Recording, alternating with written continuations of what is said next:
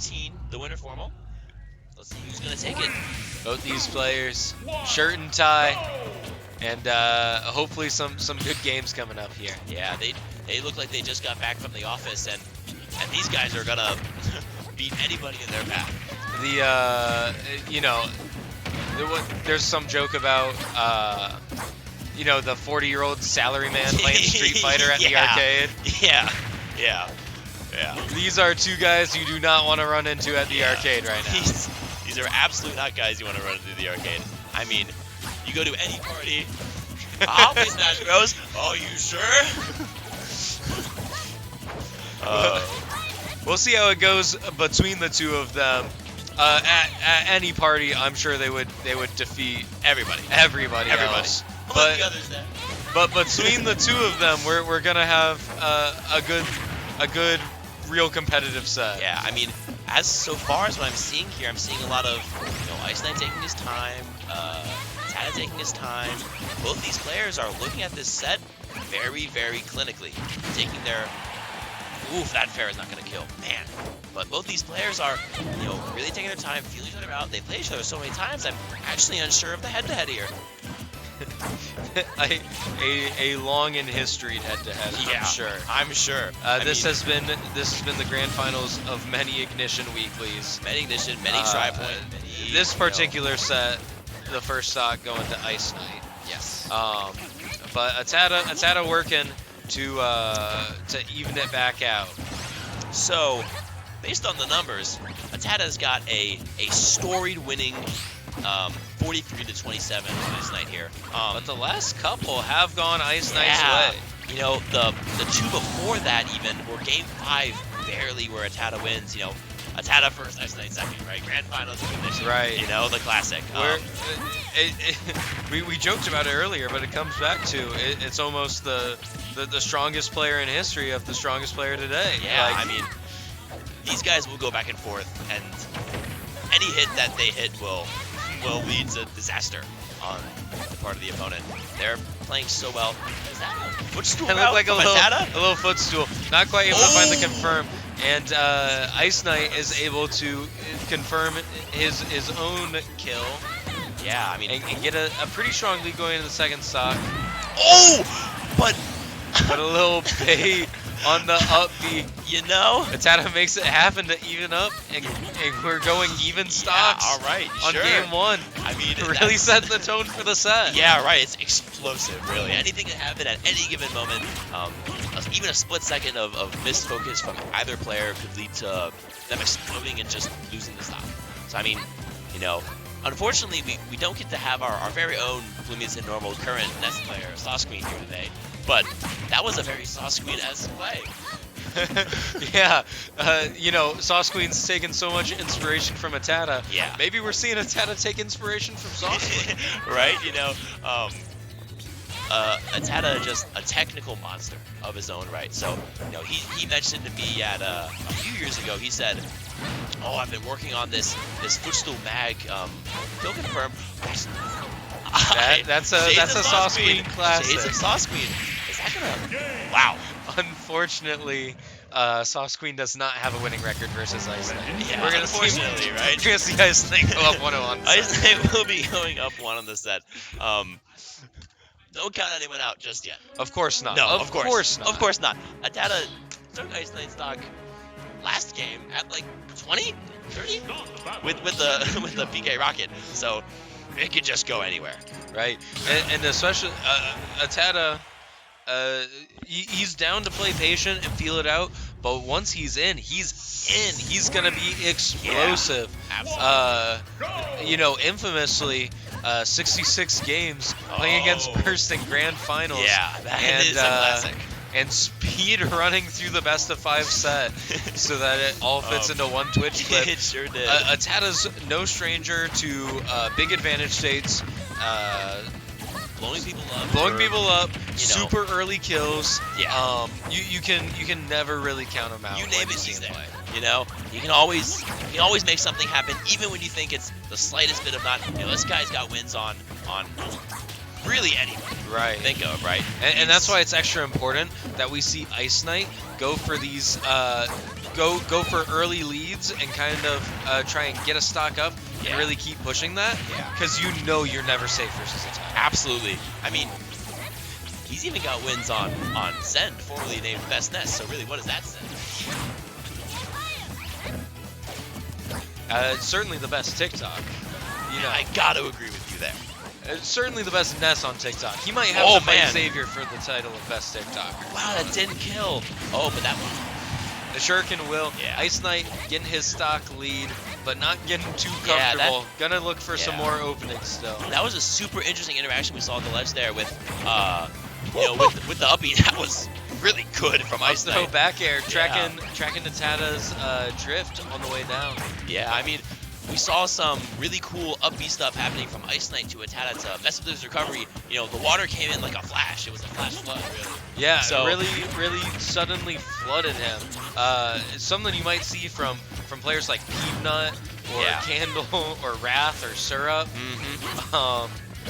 Maybe on February 28th. True. At a tournament, maybe flash flood.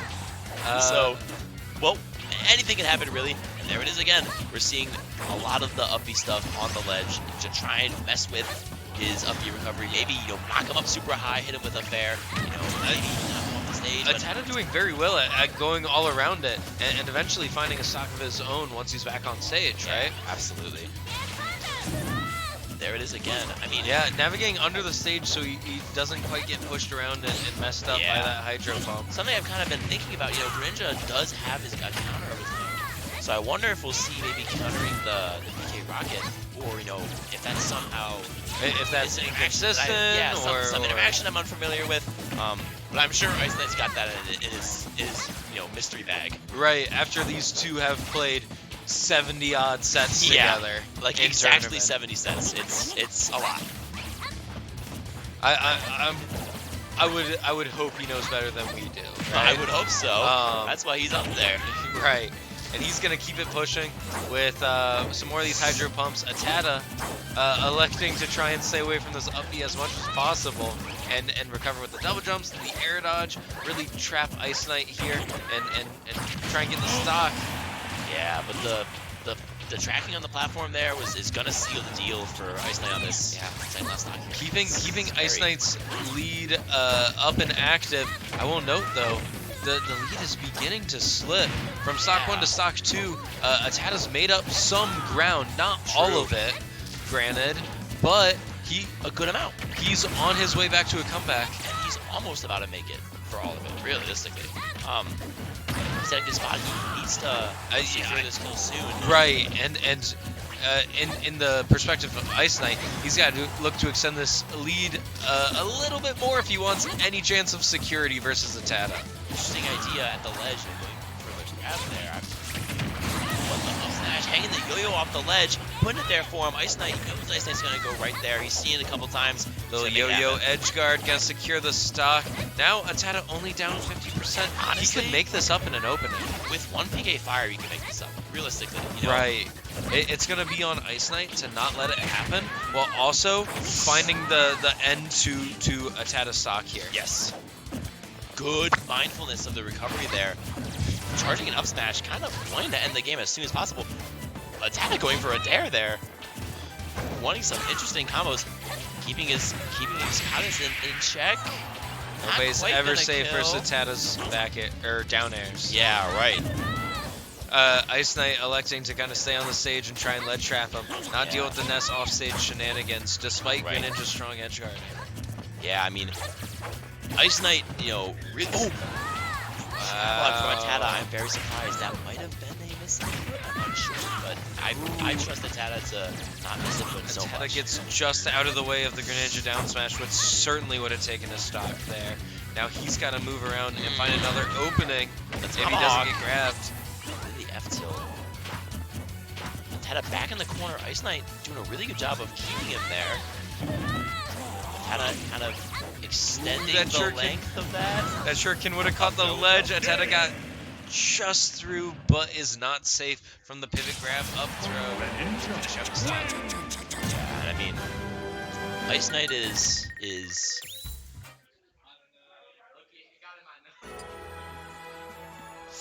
IceKnight is all over them. They're making it a friendly conversation. You know, these guys are probably the best of friends. You know, they're playing so much, which is awesome. Love to see spirited competition. Going back into the small battlefield right for game 3, ATATA knows it's on him to make some of these adjustments now and see if he can't reverse sweep the set. If he's gonna do it, it's gotta start now. It does have to start now. I mean, something I've noticed that's really interesting, you know, ATATA in his own league of right? But in a very higher upper echelon of Ness players, not using PK Fire so much. You know, really down to scrap, really down to make it happen. And I wonder if part of that. Yeah, I feel like with a character as fast and gets as much off openings as Greninja does, it's hard to justify throwing out a laggy projectile. I am watching the openings. Oh, what? What? That is ridiculous. Even IceKnight seemed a little surprised in the player camp. Jeff ATATA showing off his mastery of the PK Thunder to take stock 1 after recovering from a crazy windbox edge. That is ridiculous. I think that IceKnight doing his best not to let it phase him. He's gonna even up the stock count. ATATA stone cold in this circumstance. He saw the windbox happen, didn't even flinch, and went for the humpy to get it back, and he got there. I can't believe it. Despite it getting even out, he's gonna work back for the lead.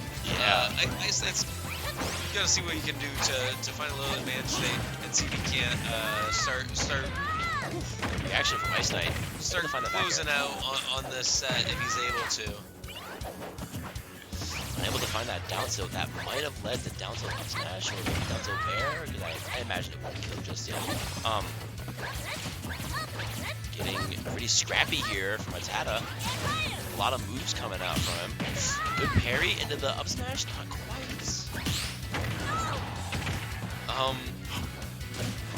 Worth mentioning about these players, only one of them's met Sabrina Carpenter. And that's true.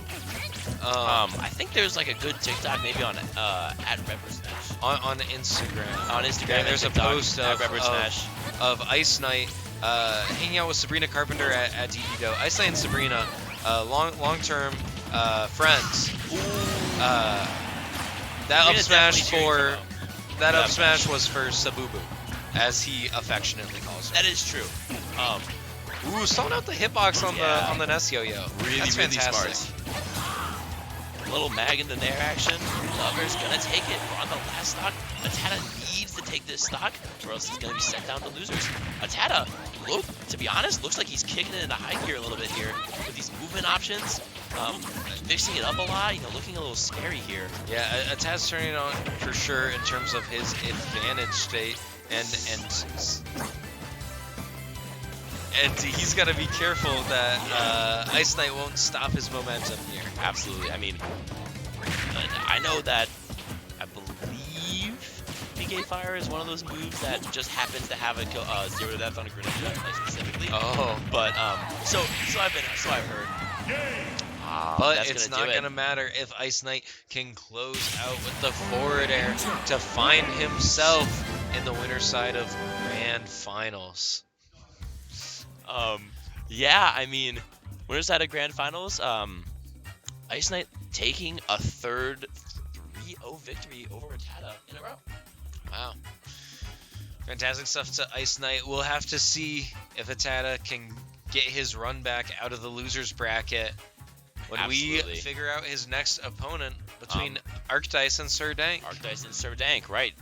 I gotta say, I mean, these two are so scrappy. All 4 players left in the bracket are so scrappy. Not really any zoners left. Not really anyone who doesn't want to go in and talk to you. You do. Not on me.